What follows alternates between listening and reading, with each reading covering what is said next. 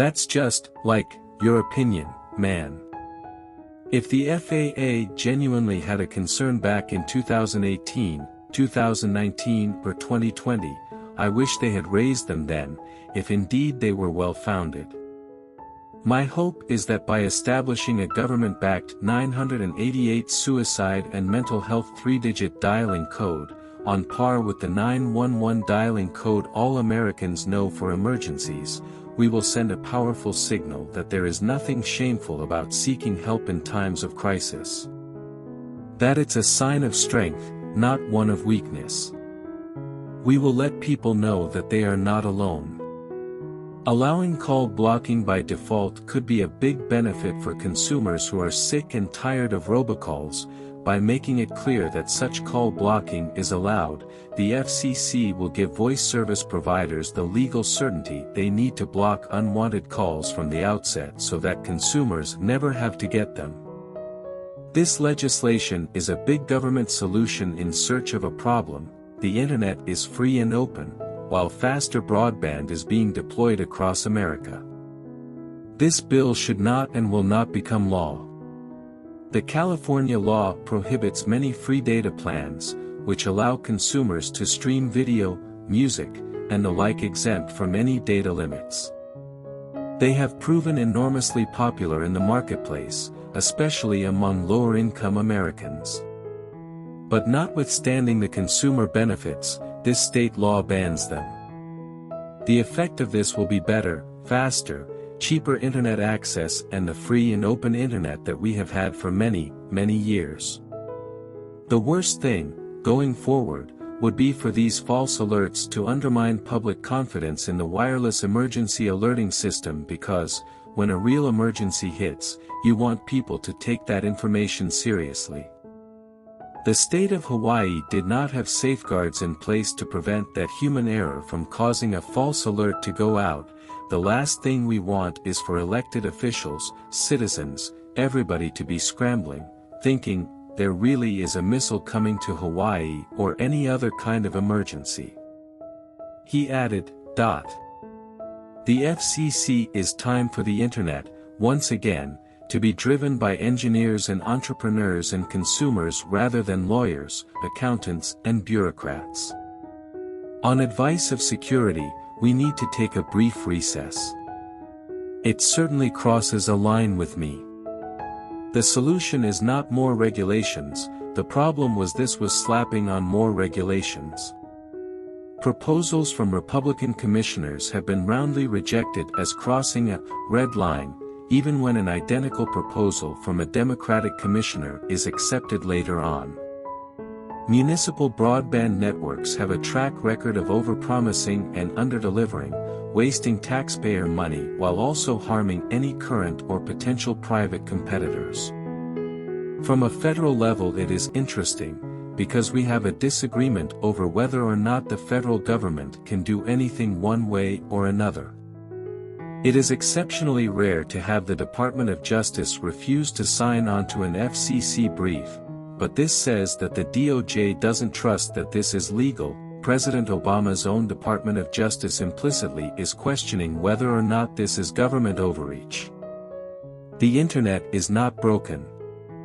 There is no problem for the government to solve. The order explicitly opens the door to billions of dollars in new taxes. Read my lips, more new taxes are coming. It's just a matter of when.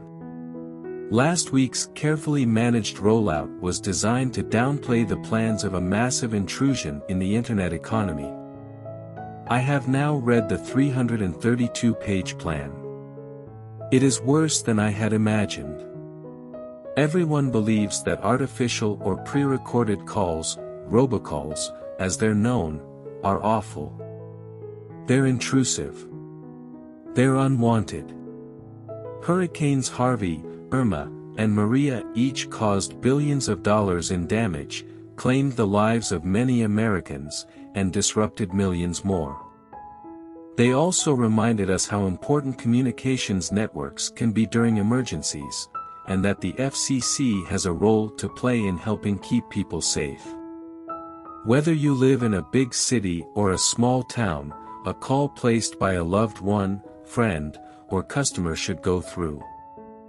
46 years after my parents' journey from India, here I am, the grandson of a spare auto parts salesman and a file clerk, tapped by the President of the United States to be the nation's chief communications regulator. Heavy-handed regulations hurt the very consumers they're supposed to help. For too long, Americans have been plagued by unwanted and unlawful robocalls. For too long, they've found unauthorized charges and changes to their phone service on their bills, practices commonly known as slamming and cramming. And for too long, some phone calls that are placed to rural residents have been dropped. We need to create a level regulatory playing field. It makes no sense for internet giants like Google, Facebook, and Twitter to be allowed to buy newspapers while a small AM radio station is prohibited from purchasing its local paper. Next-generation networks are hard to build. It takes a lot of money and effort to lay fiber, install wireless infrastructure, build satellite earth stations, and more. It also requires a reasonably certain business case for deployment, which is all too often hard to prove in parts of the country with sparse population and/or lower incomes.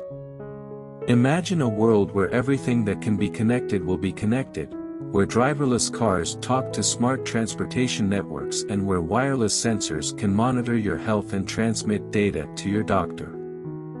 That's a snapshot of what the 5G world will look like. You may never need them, but if you do, they'll be there. It's that bedrock promise of protection that makes our public safety officials the unsung heroes that they are. As we're unleashing the benefits of communications technologies, we also want to minimize the downsides. The one thing that is distinctive about America historically has been the fact that we are all able to engage in public discourse without the political becoming personal. Consumers fare best when the barriers to business entry are low, which helps ensure that the market, any market, becomes competitive and stays that way. The FCC, under my leadership, will stand for the First Amendment. Wireless carriers certainly don't need the federal government's help.